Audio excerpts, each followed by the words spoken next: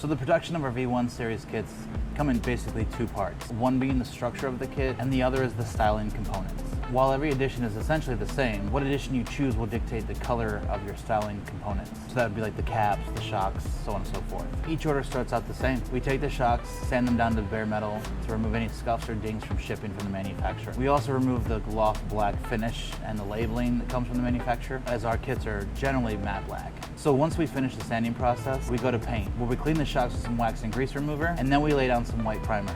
Once the primer flashes, we then grab the corresponding color, and then we lay down some layers to ensure complete coverage. And once we finish with the paint, we move the finished products to a safe location so they don't get dinged up or scratched or dropped or knocked over, and it gives them a safe space to cure. We then move on to the caps. Our caps are really what makes the V1 series unique to any other product that's on the market. We don't want to leave the unsightly visible hardware that is used to attach the kit to the vehicle. We really want to give you the maximum OEM look as we possibly could. And this is why we take the visual appearance of our kits really serious. After all, the C8 is a beautiful car, and with half the kit being visible when the door's up, it was imperative to us that what could be seen looked as beautiful as the car. Our caps also give us a unique ability to engrave custom serial numbers as well as installation information that's pertaining specifically to your installation and to your kit.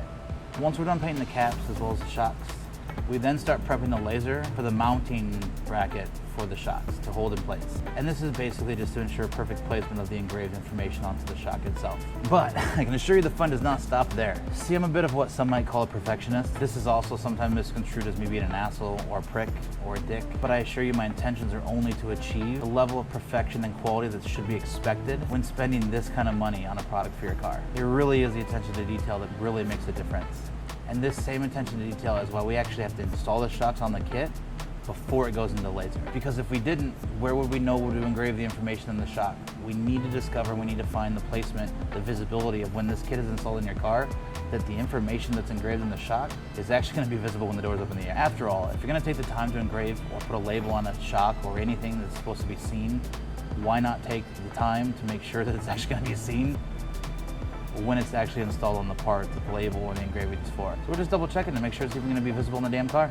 Once we apply the engraving in the proper location, it's time for cleaning. Engraving metal will often leave some black residue, and with these components often being delicate, typically due to just being painted and cured, we can't just use rags and some degreaser. We make our own solution for a little handheld steamer, and this removes everything that we don't want on the print or on the engraving, but without damaging the surrounding paint or the edges, so they're crisp and clean every single time. After every single part that needs to be painted and engraved is done, we just make sure it's clean and we make sure it dries properly, and then it's time for some clear, especially with the shocks, because we're engraving down to metal, and obviously metal can rust. Rust is a bad thing. Rust typically leads to squeaks or moments of feeling like the kit's stuck in its movement. Rust prevention in general is something other manufacturers typically neglect, and that is often the cause for the squeaks, the unwanted noises and feeling of the kit's movements, as well as some pretty undesirable looks when the doors open in the air. Once everything has time to cure and is finished, we now have to assemble the whole complete kit and make sure everything passes our actual visual inspection. And this gives us the ability to catch anything that needs to be redone. Once it passes our inspection, we send it off to the customer. Or at that point, we're just waiting for the installer to show up to install the kit. And as you notice, some of you may notice in this video, there was some discrepancies there with the laser when it was engraving the caps. We had some issues with that.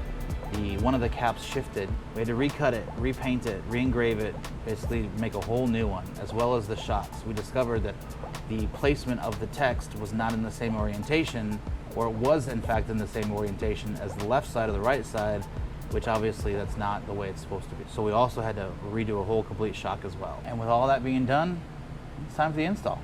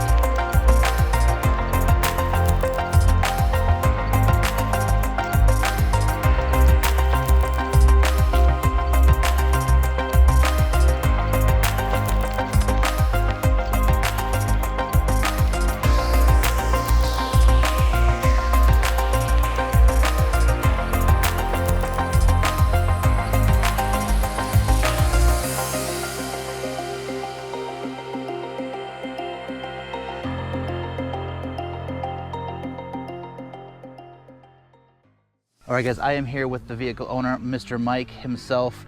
Mike, explain this car. Why Star Trek? Why not? Good answer. That's a good answer, good answer. What all have you done? I mean, obviously we've noticed the graphics, we've noticed the stickers. And I asked you earlier off camera what the cover was blue for. What is that for now? It's got a blue engine cover and blue valve covers because that is the warp core for the vehicle, and it's going to have blue and white sequenced LED lighting to simulate the next generation warp core from the TV show. What other plans is this? Are we pretty much Star Trek'd out now, or? No, there's a wind restrictor Starfleet Delta symbol going onto the back window. Okay. There will be red accent lights on the rear grills. There will be amber accent lights in the side intakes to simulate the runabouts, and also amber accent lighting in the front radiator grills. Awesome. Has to be amber to be street legal. Well, yeah, it has to be amber. So what are your thoughts on because this is the one-of-a-kind kit, the whole Starfleet type thing. What are your thoughts on that? Is that I think something it's awesome having the Starfleet symbols and text on the covers, and the shock really ties it well with the theming of the car. Yeah, I remember when we were talking about it on the phone, we're going back and forth about the colors.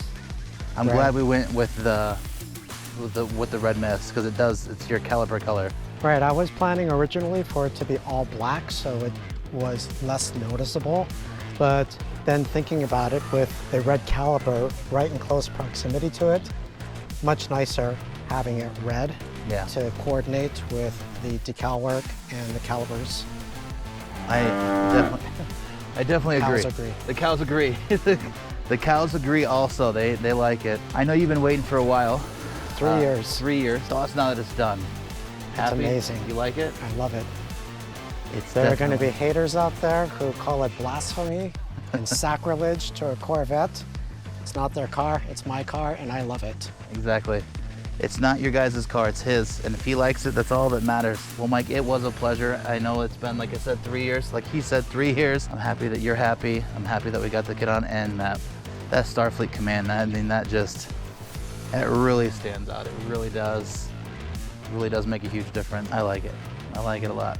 All right, guys, well, I'm here in, where am I at? Star, Idaho. We're in Star, Idaho, right outside of Boise. And until next time, please like, subscribe, share. If you have questions, put in the comments, call us, go to our website, eikonmotorsports.com, EIKON motorsports.com, and we'll catch you on the next one.